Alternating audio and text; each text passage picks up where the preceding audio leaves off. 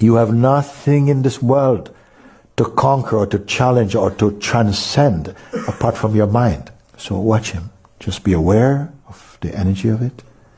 And feel the pull, but just become more and more aware that your watching place is not the thing you're watching. It's not the thing that is moving about. Just remain detached, like you're witnessing. Just keep witnessing first your traffic, the mind stuff, and it's daily.